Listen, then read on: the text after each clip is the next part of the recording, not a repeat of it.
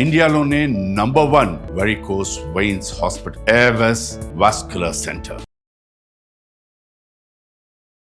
అందరికీ నమస్కారం. ప్రస్తుతం మనతో పాటు ఉన్నారు ప్రముఖ జ్యోతిష్య పండితులు బ్రహ్మశ్రీ నందిబట్ల శ్రీహరి శర్మ గురువు గారు. నమస్కారం గురువు గారు. వాగర్థావివ సంపృక్తౌ వాగర్థ ప్రతిపత్తయే జగతః పితరౌ వందే పార్వతీ పరమేశ్వరౌ. ఆదిత్యాయ చ సోమాయ మంగళాయ బుధాయ చ గురు శుక్ర శనిభ్యశ్చ రాహవే కేతవే నమః. శృంగేరి జగద్గురు పీఠాధిపతులకి కంచి పీఠాధిపతులకి నమస్కారములు తెలియజేసుకుంటూ కార్యక్రమాన్ని ప్రారంభిద్దాం. గురుగారు, శ్రావణ మాసంలో ప్రతి రోజుకి ఒక ప్రత్యేకత ఉంటుంది కదండి. మరి అలానే శ్రావణ అమావాస్యనే పోలాల అమావాస్యగా అని కూడా పిలుస్తూ ఉంటారు. ముఖ్యంగా ఈ పోలాల అమావాస్య పూజ వ్రతం లాంటిది చేస్తూ ఉంటారు కదా. అసలు ఏ విధంగా చేస్తారు, ఎవరు చేస్తారు, ఎలాంటి ఫలితాలు ఉంటాయి అన్న విషయాలు తెలుసుకోవాలనుకుంటున్నామండి. తప్పకుండానమ్మా. ఇప్పుడు మీరు అన్నట్టుగా శ్రావణ మాసం అంటే కేవలం లక్ష్మి అనేటువంటిది కాకుండా ప్రతిరోజు కూడా ఒక విశిష్టమైనటువంటి రోజు. నోములు వ్రతాలు చేసుకోవడానికి శ్రావణ మాసం అంత యోగ్యమైనటువంటి మాసం ఇంకొకటి లేదంటే అతిశయోక్తి కాదేమో. అంటే అన్ని మాసాలు ప్రత్యేకమైనవే, కానీ ప్రత్యేకించి వర్ష ఋతువు శ్రావణ మాసంతోనే ప్రారంభమవుతుంది. కాబట్టి నిండైనటువంటి, ఎందుకంటే నాగరికతకి జలము ప్రధానం కాబట్టి ఈ జలము వర్షించేటువంటి మాసములో ఈ శ్రావణ మాసం ఉండడం, అది ప్రతిరోజు కూడా ఒక వ్రతము నోము లాంటిది. అట్లాంటిది ఈ శ్రావణ మాసంలో మంగళగౌరి వ్రతాలు, శ్రావణ వైభవలక్ష్మి వ్రతాలు, వరలక్ష్మి వ్రతాలు, శ్రావణ శనివారాలు, శ్రావణ సోమవారాలు, శ్రావణ గురువారాలు, శ్రావణ శుక్రవారాలు, ఇక ప్రతిరోజు ఒకటి పెట్టుకుంటూ చక్కగా ఆనందంగా జీవించు పుణ్యాన్ని సంపాదించుకునే రోజులుగా ఉంది.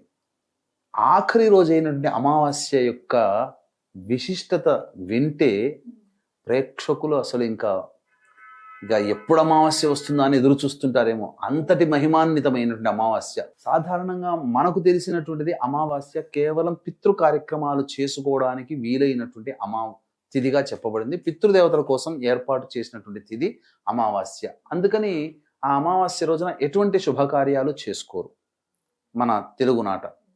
కానీ తమిళియన్స్ అమావాస్య వస్తే పండుగ చేసుకుంటారు.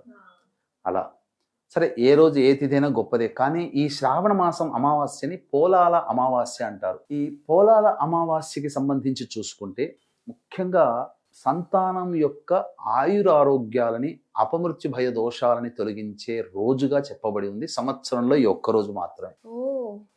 దీనికి సంబంధించినటువంటి గాథ కూడా ఉంది. పూర్వము ఒకానొక పుణ్య దంపతులకి 7 కుమారులు. ఆ 7 కుమారుల్లో చక్కగా పెంచి పెద్ద చేశారు. మంచి అమ్మాయిలనిచ్చి వివాహం చేశారు. 7 ఇళ్లలో నివసిస్తూ వేరువేరుగా ఉన్న ఒకే ఊరిలో ఉండడం వల్ల కలిసికట్టుగా ఉంటూ ఆనందంగా జీవిస్తున్నారు. తర్వాత ఒక చక్కటి యోగ్యమైనటువంటి విషయాన్ని తెలుసుకున్నారు. ఈ శ్రావణ మాసం అమావాస్య చాలా మంచిది అని చెప్పి సంబంధించినటువంటి అమావాస్య వ్రతాన్ని ఆచరిస్తున్నారు. 7 కోడళ్ళు కలిసి చేసుకుంటున్నారు.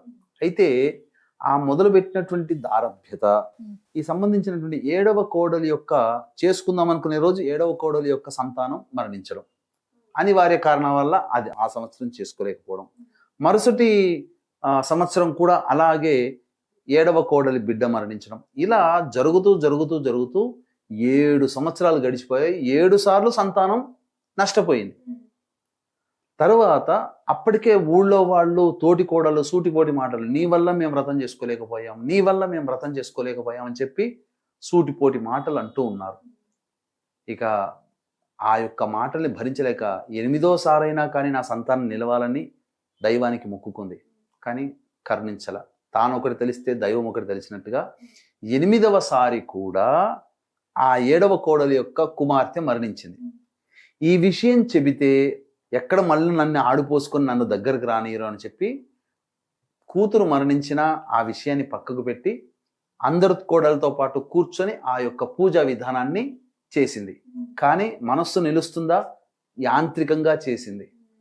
కాబట్టి తరువాత సాయంకాలం కాగానే ఆ పిల్లని చేతిలో పట్టుకొని దగ్గరలో ఉన్నటువంటి గ్రామ దేవత దగ్గరికి వెళ్ళింది. ఆమె పోలేరమ్మ.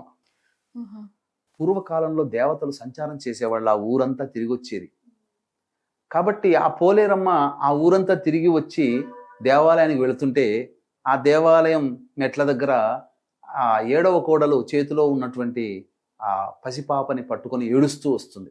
చూస్తుంటే ఏమైందమ్మా, ఎందుకు ఏడుస్తున్నాం, ఏం బాధ కలిగిందంటే ఇలా ఈ సంబంధించినటువంటి కథనం అంతా చెప్పింది. చెప్పిన తర్వాత ఇదిగో నీకు ఈ యొక్క అమృత అక్షితలు ఇస్తున్నాను, నువ్వు పేరు పెట్టి పిలిచి నీ యొక్క సంతానం పాతి పెట్టిన చోట, ఎందుకంటే చిన్నపిల్లల్ని పాతి పెడతారు, కరణం చేయరు, పాతి పెట్టిన చోట వెళ్ళి నువ్వు అక్షితలు వేయి, పేరు పెట్టి పిలువు, నీకు మళ్ళీ సంతాన యోగం కలుగుతుందనంటే, అంతకు ముందు 7 సంవత్సరాలు కదా, 7 సంవత్సరాల్లో 7 పిల్లలు పోయారు కదా, ఈ అమ్మాయి కూడా పోయింది కదా. అలా పాతి పెట్టినటువంటి చోటకి వెళ్ళి వాళ్ళ పేర్లు పెట్టి అక్షితలు వేయగానే ఆ 7 కుమారులు సంతానం కూడా లేచి వచ్చారు, బ్రతికారు. ఈ 8వ కూతురు సంతానం కూడా కూతురు కూడా బ్రతికింది. ఈ నోట ఆ నోట ఈ విషయం అంతా ఊరంతా పాకిన తర్వాత అప్పటి నుంచి ఈ శ్రావణ మాస అమావాస్య రోజున విశేషంగా కడుపున పుట్టిన సంతానం యొక్క ఆయురారోగ్యాలు, అపమృత్యు భయ దోషాలు తొలగిపోవడం కోసం ఈ యొక్క అమావాస్య వ్రతాన్ని ఆచరిస్తున్నారు. అయితే ఈ వ్రతాన్ని ఎలా ఆచరించాలంటారు గురుగారు? ఈ యొక్క వ్రతాన్ని ఆచరించే విధానం చాలా సులువైందమ్మా, ఏం పెద్దగా కష్టపడాల్సినటువంటి అవసరం లేదు. అయితే వీక్షించేటువంటి ప్రేక్షకులు గమనించాల్సినటువంటిది, ఈ యొక్క పోలాల అమావాస్య సందర్భంగా మన పీఠమాధ్వర్యంలో, ఎందుకంటే శనివారము మరియు అమావాస్య కలిసినటువంటిది, దీన్ని మౌని అమావాస్య అని అంటారు. పైగా మఖా నక్షత్రముతో కూడుకున్నటువంటి అమావాస్య వచ్చింది కాబట్టి ఈ అమావాస్య సందర్భంగా మన పీఠమాధ్వర్యంలో సర్వదోష నివారణ పూజలు, హోమాలు అనేటువంటివి ఆ 23వ తారీఖు రోజున జరిపించడం జరుగుతుంది. అవకాశం ఉన్నటువంటి వాళ్ళు విశేషముగా ఈ కార్యక్రమంలో మీ గోత్రనామాలు నమోదు చేసుకోవచ్చు. పిల్లలున్న ప్రతి తల్లిదండ్రులు ఈ కార్యక్రమంలో నమోదు చేసుకోవడం ద్వారా ఆ పిల్లలకి అపమృత్యు భయ దోషాలు తొలగిపోతాయి, అందులో సందేహము లేదు. అతి సామాన్య మానవుడు కూడా పాల్గొనే విధంగా ఈ యొక్క కార్యక్రమ రూపకల్పన చేయడం జరిగింది. కాబట్టి అవకాశం ఉన్నటువంటి వాళ్ళు ఈ 23వ తారీఖు రోజున మన పీఠం ఆధ్వర్యంలో జరిగేటువంటి సర్వదోష నివారణ కార్యక్రమంలో మీరు గోత్రనామాదులు నమోదు చేసుకోవచ్చు. వీటి వివరాలు కార్యక్రమ తదనంతరం కాంటాక్ట్ చేసి పూర్తి వివరాలు తెలుసుకోండి. ఇక దీనికి చేయాల్సిందల్లా ఏమీ లేదమ్మా, చక్కగా పసుపు కొమ్ముతో కానీ లేదా పసుపుతో కానీ ముందుగా గణపతి పూజ చేసుకొని అదే పసుపుతో గౌరీ అమ్మవారిని ప్రతిష్ఠించుకొని ఇంట్లో చక్కగా గౌరీ అమ్మవారికి పూజ చేసి తోరములు తయారు చేసుకోవాలి. ఎంతమంది సంతానం ఉంటే అంతమంది తోరములు ఒకటి పోలేరు అమ్మవారికి తయారు చేసుకొని ఆ తోరము పూజ చేసి గౌరీ సహస్రనామము కానీ గౌరీ అష్టోత్తరము కానీ చదివిన తరువాత అప్పుడు ఆ ఒక్క తోరణాన్ని తీసుకొని పోలేరమ్మకి, అంటే గ్రామ పొలివేరులో ఉండే దేవత ప్రతి గ్రామంలో పోలేరమ్మ ఉంటుందమ్మా, కాబట్టి ఆ గ్రామ దేవతకి ఆ తోరమును సమర్పించాలి. తర్వాత ఇంట్లోనే వండినటువంటి దధ్యోజనం లేదా పెరుగన్నము ఆ నైవేద్యముగా ఆ అమ్మవారికి పెట్టి 10 మంది పిల్లలకి కూడా ఆ యొక్క పెరుగన్నాన్ని పంచాలి.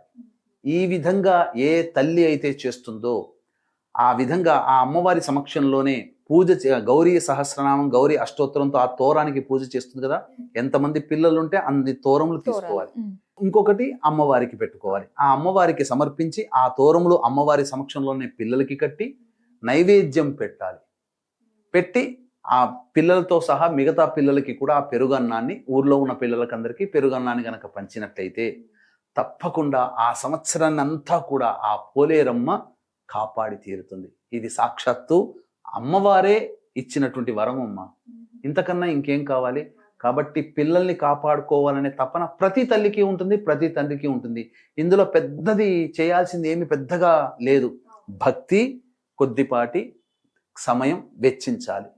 ఇవి రెండు చేసుకుంటే పిల్లలు నిజంగానండి, అనుభవపూర్వకంగా చెబుతున్నాను, ఖచ్చితంగా మీ పిల్లలకు ఆయురారోగ్యాలు కలుగుతాయి. ముఖ్యంగా ఈ శ్రావణ మాసం అమావాస్య నుంచి వచ్చే సంవత్సరం శ్రావణ మాసం అమావాస్య వరకు కూడా కలిగే అపమృత్యు భయదోషాలు, రోగాల నుంచి ఆ పోలేరమ్మవారు మీ పిల్లల్ని రక్షిస్తుంది, కాపాడుతుంది అని చెప్పడంలో ఏమాత్రం సందేహం లేదు. అవకాశం ఉంటే దీంతో పాటుగా మన పీఠం ఆధ్వర్యంలో ఈ పోలాల అమావాస్య రోజున జరిగే సర్వదోష నివారణ కార్యక్రమంలో మీ గోత్రనామాదులు నమోదు చేసుకోవచ్చు. చాలా చక్కగా తెలియజేశారు గురుగారు. పిల్లల కోసం తల్లిదండ్రులు చేసుకునే విధంగా ఒక చక్కటి రోజు మనకి పోలాల అమావాస్య. దానికి తగ్గట్టు ఎన్నో మంచి విషయాలు మాతో పంచుకున్నందుకు ధన్యవాదాలు. సర్వం శ్రీ ఉమామహేశ్వర పర బ్రహ్మార్పణమస్తు.